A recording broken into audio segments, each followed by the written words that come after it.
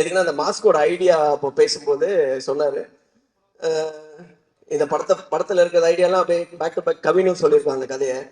கேட்கும்போது ரொம்ப குதர்க்கமாவே இருக்கு. இது அவருக்கும் இதுக்கு என்ன சம்பந்தம் இருக்குன்றதே தெரியல. சார் நீங்க எப்படி இந்த படம், அதனாலதான் உங்களை கூப்பிட்டு ஆடியோ அப்பதான் சொன்னாரு.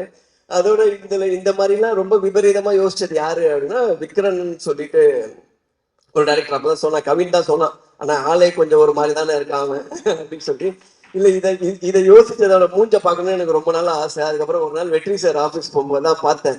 இவன் வந்தா பார்த்தா எல்லாமே மேட்ச் ஆகுது, எல்லா கிரைமும் டோட்டலா பார்த்து நான் சொல்லி இதை அப்படியே எடுக்க முடியாது சார். எப்படி சார்னா, இல்ல சிலதெல்லாம் கொஞ்சம் கம்மி பண்ணி தான் இருக்கணும்.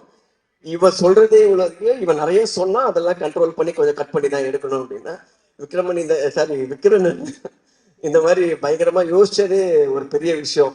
அதை சொல்லி இவ்வளவு பெரிய டைரக்டரை ஏமாத்துறது அதோட பெரிய விஷயம். அப்புறம் நிறைய இந்த படத்தை பத்தி நானும் கவினும் டிஸ்கஸ் பண்ணுவான். அப்பப்ப சொல்லுவான் படத்தை பத்தி.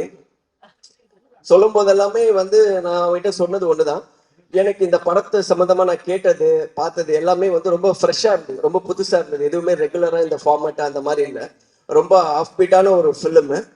பட் அந்த படத்துல ஒரு நிறைய அந்த ஒரு டார்க் காமெடிக்கான ஸ்பேஸ் இருக்கு. பிளஸ் அதை ரொம்ப நல்லாவும் எக்ஸிக்யூட்டும் பண்ணியிருக்காங்க.